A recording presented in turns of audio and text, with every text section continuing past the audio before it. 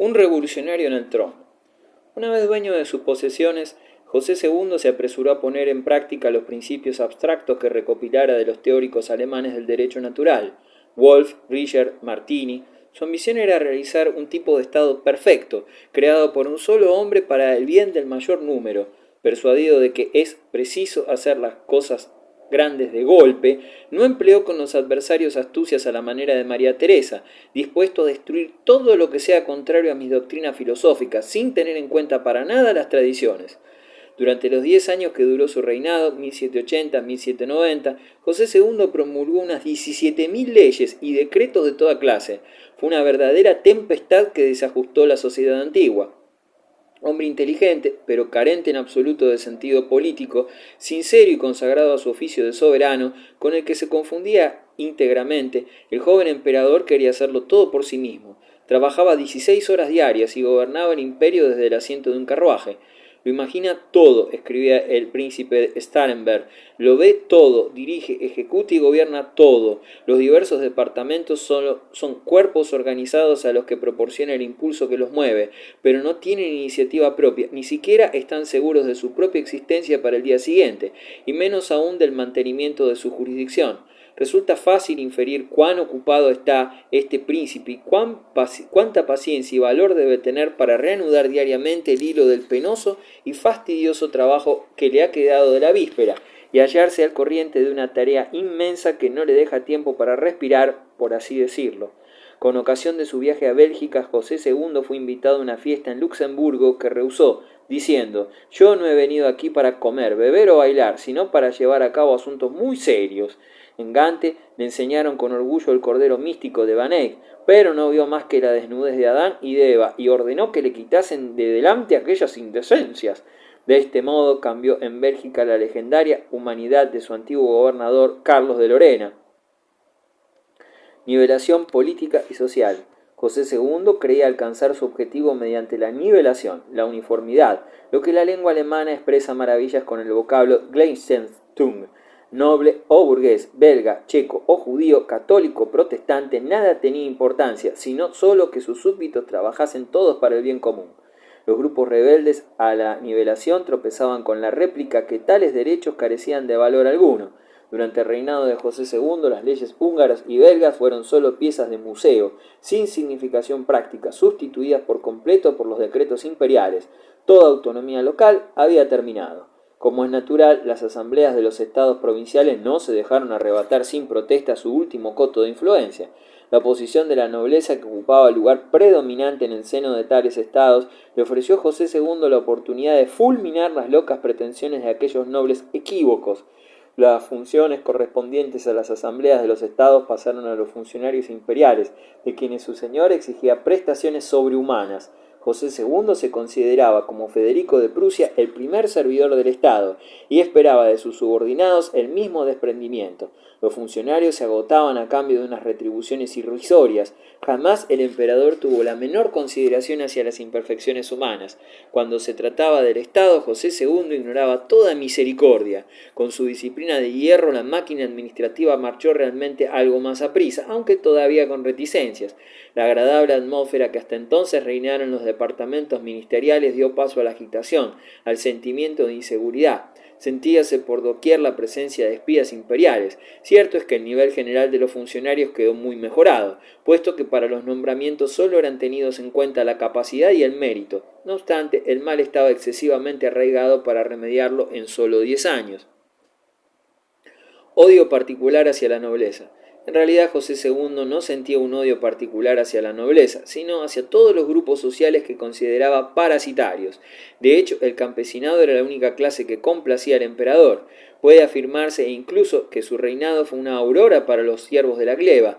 El emperador decía que el soberano tiene el deber elemental de proteger a esos seres indefensos, pobres por ignorancia, tímidos por miseria y maltratados por su timidez. José aceptaba de buena voluntad y mejor grado esta noble carga, pues los fisiócratas lo convencieron de que ellos eran el elemento más útil de la nación. Soñaba en convertir a los siervos en aparceros hereditarios, más felices y con mejores medios para afrontar los impuestos. La libertad, según él, era patrimonio natural de todos los hombres. Concedió a los siervos el derecho de domiciliarse a su antojo y ejercer la profesión que prefiriesen. Trató también de ayudar a los agricultores repartiéndole folletos sobre los mejores métodos de cultivo y el modo de cuidar los rebaños. Estimuló su amor propio creando una condecoración para el mejor horticultor. El detallismo logró ser obsesivo en José II. Con razón, Federico II lo puso en guardia contra tanta dispersión de energía. El rey sacristán. José II era buen católico y practicante escrupuloso, lo que no le impedía advertir al clero que debía someterse a la autoridad del Estado. Ávido siempre de justificarse, halló la confirmación de sus teorías en la obra de Statu Ecclesiae de Febronius, personaje cuyo verdadero nombre era Nicolás de Ontheim, obispo sufragáneo de Treveris, que se declaraba discípulo del profesor Van Epstein. Según él, el Estado debía defender a la Iglesia contra los abusos del poder de Roma, velar por la instrucción del clero y afirmar sus prerrogativas en materias comunes a los dominios espiritual y temporal. A las ideas de Febronius, favorables al despotismo principesco, José II añadía la ilustración del siglo de los filósofos, y en particular la tolerancia de todos los cultos compatibles con el orden público. Convencido de los efectos perniciosos de toda violencia ejercida en las conciencias, el emperador promulgó un edicto de tolerancia muy justificado en el imperio, hervidero de confesiones surtidas, salvo en Flandes, donde el catolicismo se había incorporado al común sentir de la nación y los escasos protestantes gozaban de una tolerancia de hecho. Los efectos del edicto fueron prácticamente nulos, poca gente quedó afectada por ellos, pero no ocurrió lo mismo cuando el 17 de marzo de 1783 apareció un edicto suprimiendo los conventos de ambos sexos, donde solo se practique una vida puramente contemplativa e inútil en absoluto para la religión, el Estado y para el prójimo. La tolerancia estaba degenerando en una nueva forma de intolerancia, que impedía a los hombres la libertad de escoger su género de vida. El pretexto invocado por el emperador se inspiraba, por supuesto, en Febronius, la obligación en que nos hallamos de secundar y procurar cuanto pueda importar más para el bien de la religión y del Estado, y estando decididos a usar de manera más directa en provecho de la religión y del prójimo los bienes destinados a tal efecto por la piedad de los fundadores, hemos considerado que entre los medios conducentes a este fin saludable, lo más conveniente es emplear parte de las rentas de los bienes del clero regular en usos más útiles e interesantes que aquellos a los que se han dedicado hasta el presente. Por tal motivo, con pleno conocimiento, poder y autoridad soberana, decidimos extinguir y suprimir en todos los reinos y tierras de nuestra obediencia varios conventos y monasterios de uno y otro sexo, y destinar sus rentas al aumento de sacerdotes encargados de cura de almas, y a otros establecimientos piadosos igualmente provechosos para la religión y la humanidad, y dignos de nuestro cuidado y de nuestra soberana atención. Con ritmo dinámico y la regularidad de una oficina perfectamente organizada, el Gabinete de Bienes pidió una serie de ordenanzas religiosas que comprendía desde la secularización hasta la simplificación del hábito de las canonesas. Por esta intrusidad mereció el apodo que le aplicó un día Federico II de Prusia, mi hermano el sacristán. José II cambió los límites de las parroquias, censuró los sermones y abolió las peregrinaciones en masa, reglamentó las procesiones de las que excluyó la música, las imágenes y los pendones corporativos, proscribió la exposición de reliquias y los candelabros de metal, y exigió el amortajamiento de los difuntos en sacos y no en ataúdes. Difusión de las luces, la enciclopedia, plan y espíritu de la enciclopedia. La grandiosa enciclopedia inició su publicación en 1751 y fue terminada en 1772 con 28 volúmenes, a los que se agregaron otros 7, de 1777 a 1780. En principio, la enciclopedia debía ser la traducción de un diccionario inglés y Dionisio Diderot, autor poco conocido entonces, el editor.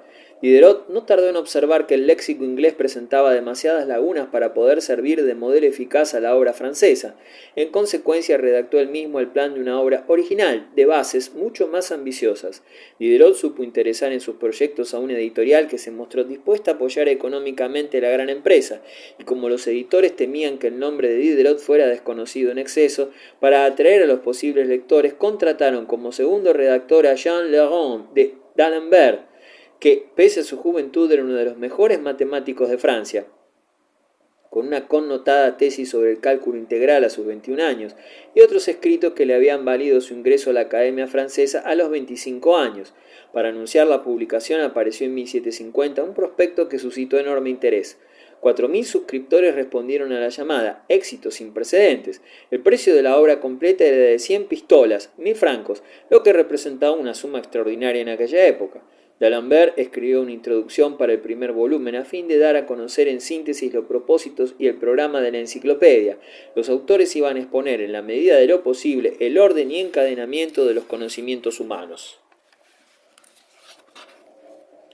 Aquella grandiosa enciclopedia pretendía ser, por tanto, bastante más que un simple diccionario. En el trasfondo de este programa se disimulaba cierto utilitarismo casi siempre presente en el siglo XVIII y su fe ciega en el progreso. Tanto por el fondo como por su forma, el discurso preliminar de D'Alembert figura entre las más brillantes producciones de la prosa francesa.